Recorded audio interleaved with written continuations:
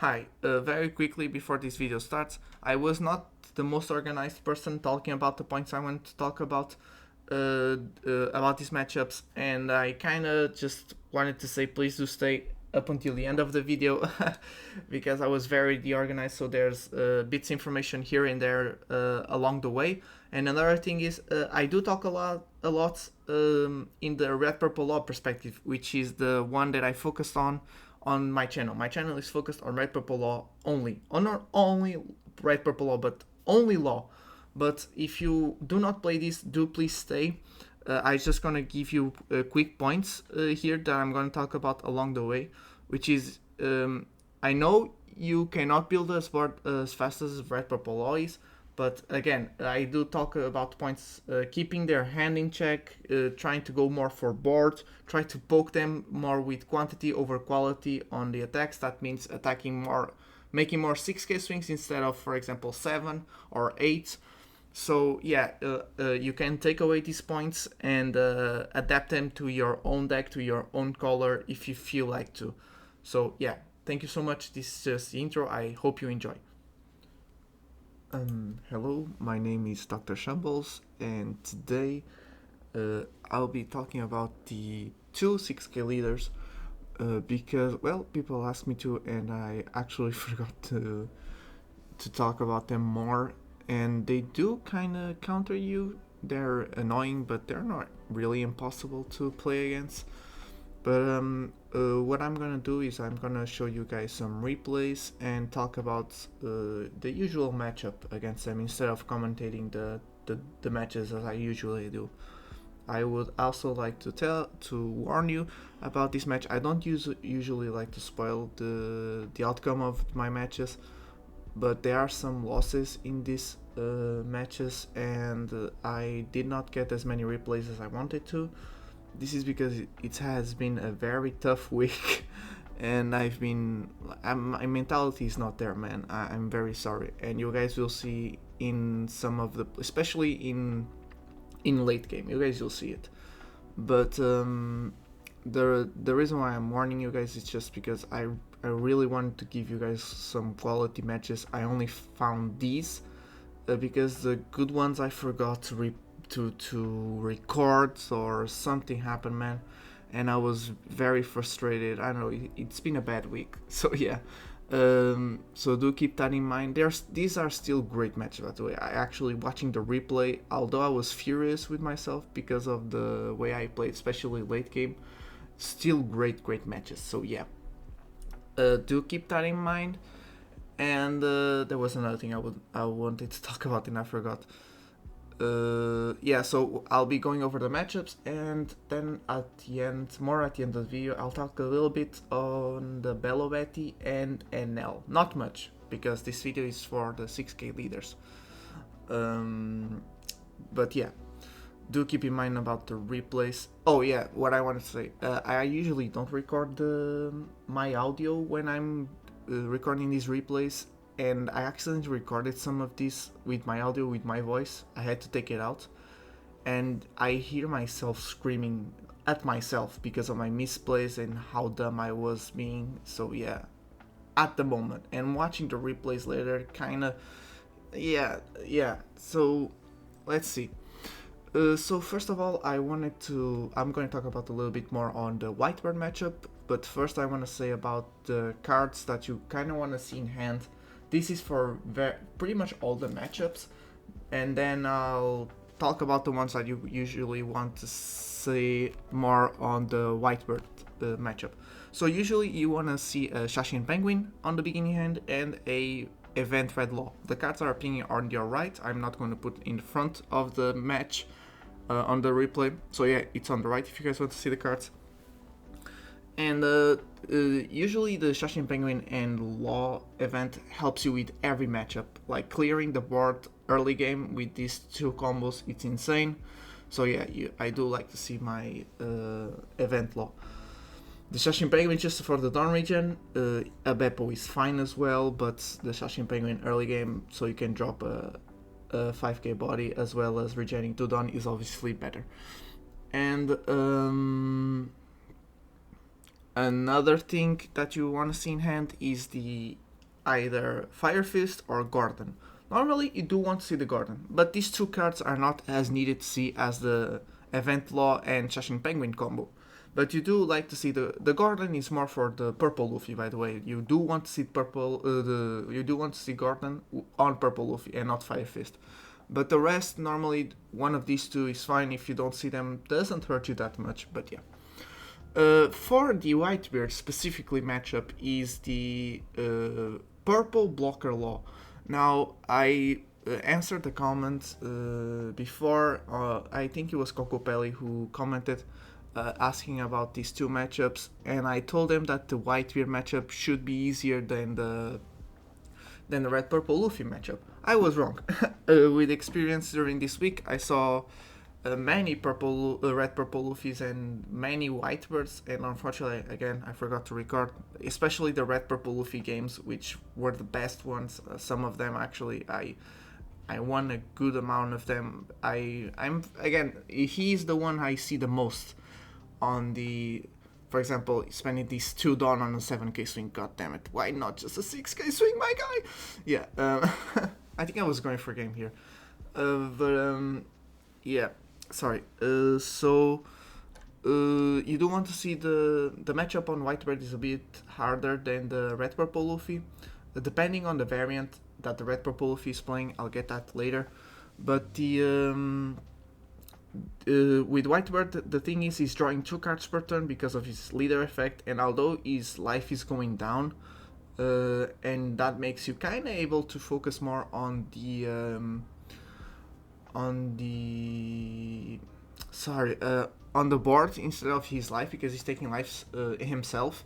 This does have another worry, which is the hand advantage, and blocker law obviously comes in handy. I mean, he just shuts down his hand advantage, and yeah. So seeing it in the Whitebeard matchup is the way to go, as well as with the event law and Sasha Penguin, which you always want to see. Another thing is that I started to abuse. So you see Searcher Law, and sometimes I play him, right? And then I swing at him, sometimes even with 5k, just to get the search, just to get cards that give you extra counters to hand, to then protect him. So yeah, it's actually been going great. I don't have some replays to show you guys about that little play. But yeah, it's been going great with that. So do keep in mind you can do that as well. But it's not always great. There were some matches there that didn't work well, so didn't work so good. But yeah. And then there's the red purple Luffy matchup. So the red purple Luffy is a bit easier because he doesn't get that much hand advantage, and his life is already at 3. But the thing is, you do want to go second on both of these matchups, so you have that extra Dawn. Most of your plays are on uneven Dawn, and that gives you... you can play on both curves, by the way, so it's fine. If you play on an even curve, if you do an even curve play, that means you can just go for board, because you cannot attack his life, right? They are 6k leaders, and you don't have Dawn. And if you have that extra Dawn, you can attack to your leader and kind of poke them a little bit. It's always good to poke them, by the way. Starving them does on red purple it does work, but on specific points of the match, Whitebeard not so good. I actually tested it for you guys, so I could confidently say that it does not work so well because of his ability. Yeah, keeping that in mind, poke them with... I believe quantity over quality against these guys, it's much better. You get the 1Ks out of hand, and eventually you'll start getting events, and you start getting the 2Ks. So it's completely fine if you can keep their hand advantage in check, especially Whitebeard. So don't be afraid to just poke them for the 6K. So yeah, this is pretty much what you want to do. You want to play second to have that extra Dawn. Obviously, with your effect, the Dawn will be rearranged to uneven curve plays. That's fine, because at that point you'll start putting 6k bodies on the field, or bodies that are 5k that can go easily 6k. And yeah, so that's pretty much it. That's all that I wanted to talk about. Now for the replay, the matches are pretty simple. So yeah, there's not that much to say. For my mistakes during this week, it's very simple. I did not respect the active on, as you guys can see, and I did not respect their hand advantage. I did start getting as soon as I started doing this, I started getting more wins, and again I got them recorded. So yeah. So yeah, you keep that in mind. Keep the Dawn. They are active on their hand, and quantity over quality on the attacks. Don't maybe some more 6k attacks is usually better than 7k attacks, and now I'm going just to talk about a little bit on the Belo. So I do have a video. I'm doing this off script, by the way, so I hope I'm not missing anything on the two matchups that I want to talk about. I talked about the hand, yeah. With Luffy, you don't need the blocker law as much. I did say that. Keep the 6k swings. Sorry, I'm just re-rolling here a bit. Yeah, but that's pretty much it. You do... Yeah, that's pretty much it. So let's go to the Belo. So they're pretty much simple matches, and just try to play as well as you do. Yeah, I did not, so that's why I got a little bit more losses than wins. But thankfully I did learn a lot from them. They were good matches. Belo. I have a video on Belo already. It's not a guide on counter her, because you do counter her, by the way. Like, I haven't lost a Belo in a very long time since that video. I will leave the link in the description. The reason I leave many videos older of mine is because my channel follows a line of thought instead of just being out of the blue videos. I do have some of these, for example the Market Watch, but most of them find a line of thought, and that's why many of them find many of my older videos in the link of my older videos in the description, because they follow a line of thought. And so Belo, I'm proud of the replays that I got. I'm not proud how I talked about the replays. There's a fixated comment now on that video, because I just didn't explain myself well on those matches. So on the first match of that video, I went to the extreme with the starving strategy. That's the way you want to go about the oh damn, what play am I going to do here? For the love of God. No, man, just do another 9k swing, man. Yo, man. Yeah. Well, it is what it is. I don't think I would win this anyway, but yeah. Sorry. So on the first match of the Belo, I do go very extreme on the starving technique. I did kind of explain that, but on the fixated comment, you guys see a better explanation. I do this so I see what point do I start getting punished by doing this. And so on the first match, I do see that, and on the second match, which is a rematch, I adapted quickly, and you guys see the difference much better. Like, you play normally, you attack lives, you swing. I believe Belo quantity over quality is better as well. And so, because you want to get her cards in hand, and there'll be a very specific moment where you'll see that he'll have 4 cards or 3, or I mean sometimes 2, but most of the time I start doing this at 4 cards or 3 cards, and I just kind of watch their boards. And then I start starving them, and I try to keep them on 2 cards in hand per turn. That means I control my attacks a little bit, and usually they don't have much late game. So yeah, you are pretty fine. You are pretty fine if you do this. It's not a hard matchup at all. But yeah, the link is in the description, and the fixated comment does explain much better what I did on that video, and it should help you guys. Now, for the Enel matchup, is the toughest matchup you'll get on the OP05. Everyone knows this. but the reason why I wanted to talk about him a little bit is because on the West they're searching a new strategy with him, which you need to take care of, because it's a strategy that he pretty much takes away all his lives. It does not defend his life at all up until he has one. When he has one,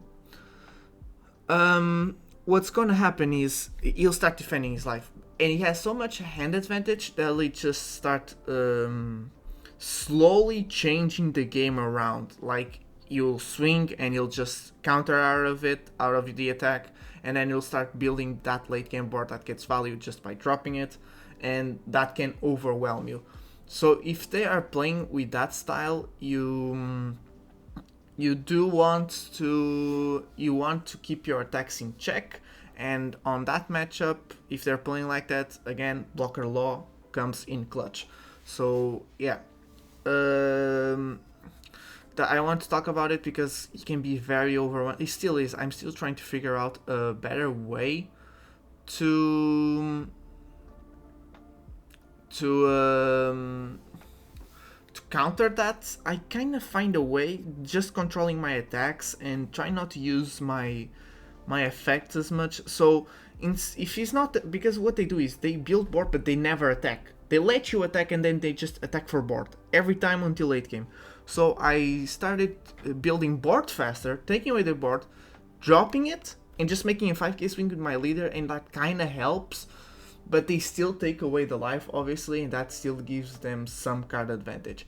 But yeah, that way does help a little bit, but I still didn't find the proper strategy to counter this, and probably never will. Enel, it's the toughest matchup. So yeah, but I do want to bring you guys that information. I really hope I explained everything I wanted to on the 6k leaders matchup. Oh, I forgot to tell on the beginning. I forgot to say, because there's people here that probably did not that think I was going to talk about just the matchup in general, and I'm speaking on the red purple laws perspective, but I can help you with that. God damn it. No, actually, I'll just stop recording after I finish this, and then I'll record a little intro, and it should be fine. I kind of forgot that, because there's some helpful information, even if you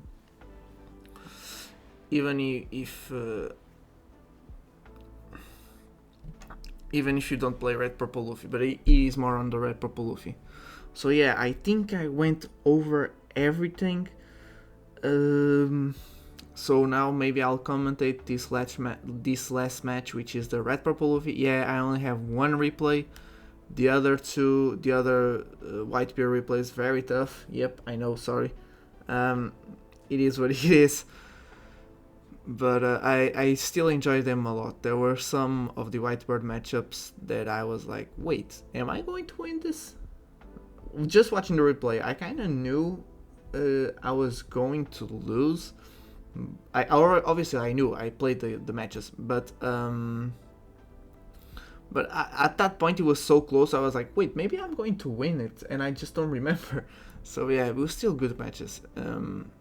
So let's just enjoy this last match. The deck profile at the end of the video, as always. Oh yeah, thank God. You do want to kind of, with the red purple Luffy, every time they swing, keep your own hand in check so you don't fall for the blocker law effect as well. Here I did counter. He could not do the play, but I still counter anyways, because even so, if you play around blocker law, you don't want to take so many lives early, as you normally do with this leader in particular. So yeah, and as you can see, I'm playing a bit slower. Here I am, I'm just using the effect to keep dawns, and I'm poking 6k. As you can see, quantity over quality will help on this matchup. But yeah, that's the only thing I think I forgot. Again, it was for red purple Luffy. He counters out of it, he counters with the events, and discards a card. So I'm like, this is even better. I wanted to get 1 card in hand and I got 2. So yeah, but normally they don't want to take early lives most of the time. The red purple Luffy can play two variants. The more Dawn Ramp variant, which focus a lot on late game and not so much on the early game aggression as normal reds would do. And then you have the other variant, which is the one more aggressive on early game. The one that you'll find most difficult is the... actually, no, there's not most difficult. It depends how the player on the other side plays. Most of the time you can adapt to both of them, actually. I've said this, it's better to... it's much better red-purple Luffy matchup because you can keep his hand in check much better. So yeah, I kind of forgot about that. So yeah, you kind of need to adapt to both styles, but the little tweaks, not many tweaks to be honest. Just when he's in a ramp up position variant of the deck, you kind of want to be a bit more aggressive and try to look for more swings. I should have just attacked with leader and not Zoro, so I have the Zoro for next turn, but yeah, it is what it is. Doesn't hurt. I mean, at this time the tempo is so much on our side that he's not going to come back from that, right? So yeah, you gotta, if he's playing the more aggressive, try not to take as many lives early as you would, and on mid game, try to change your tempo around on mid game, and on late game, you need, again, the mid game will be a very small window, but you can do because it's red purple, you build board extremely fast. So yeah, on that little window on mid game and then to late game, you can look to take cards out of hand and then go for game. On the ramp up variant, you can do this early and mid game, which gives you a bigger window, but the late game is much more overwhelming than the variant of the pressure early game. Yeah, I think I explained that right. So yeah. So here we are. By the way, again, I forgot to say, now I remember everything, which is the Whitebeard drop.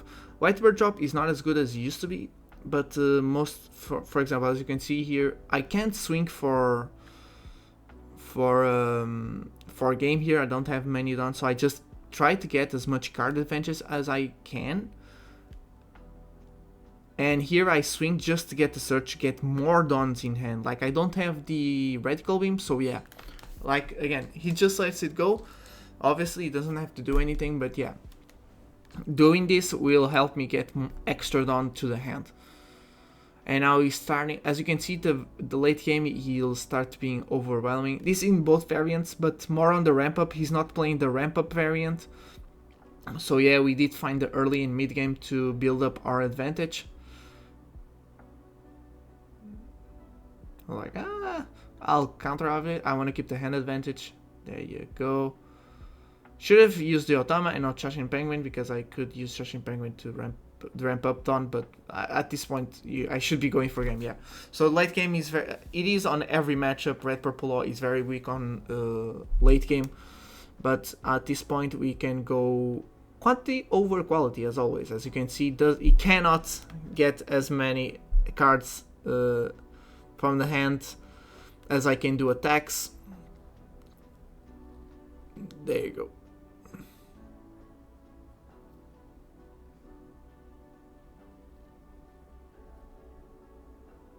He takes.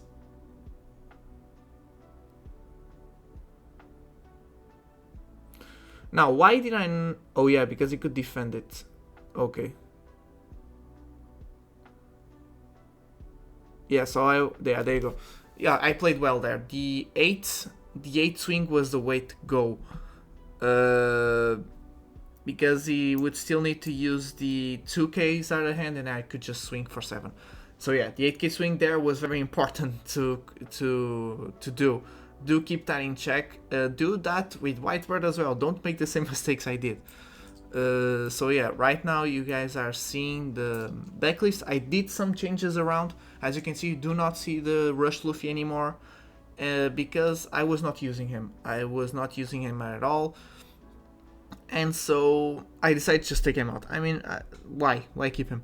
Another thing is I took the fourth rusher. I don't want to be too dependent on the early game aggression, because again, with that new NL strategy, it does kind of hurt you a bit to get that early game, but you do want to see Zoro, so at 3 is great. And that fourth Zoro went to the fourth Queen.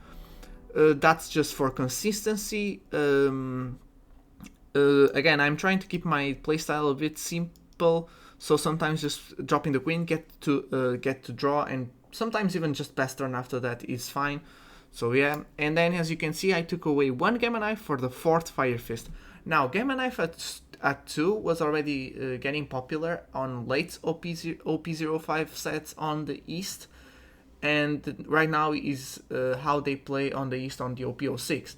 Now, I did try it, and I liked it a lot more with the fourth Fire Fist, because again, Gamma Knife is more for late game, and Fire Fist is more for early, mid game, and that's where you shine more, and that's what you want to go for. So yeah, Gamma Knife, you'll be dropping maybe one per game if you drop, because again, you want to be finishing the game by late game. Don't drag it around so much. You did see this on these replays, yeah. But so at 2 is great, and when it comes to life normal, I just say yes to getting that extra Dawn. It did say again, I did not record it. I need to get my YouTube personality as well. If my mom coughs, I need to record it. But yeah, there are times where it comes from life and I use its effect to get Dawn, an extra Dawn. That helps me on next turn, and it saved me on 3 games with the Radical Beam in hand. I was like, I'm going for game. I try to go, I don't finish, they have 0 cards in hand. They try to go for game on me, and that's extra Dawn on Gamma Knife that lets me Radical Beam, which saves me. So yeah, do activate it. I just say yes now. Before I kind of thought about it, now I just say yes. I don't even think twice. I don't care, man. Late game is too hard for me, and I should not be dropping Gamma Knives as much. I'll just drop more Fire Fists and try to go from there. To be honest, it's the best way to go, at least from the experience I have. So, thank you so much.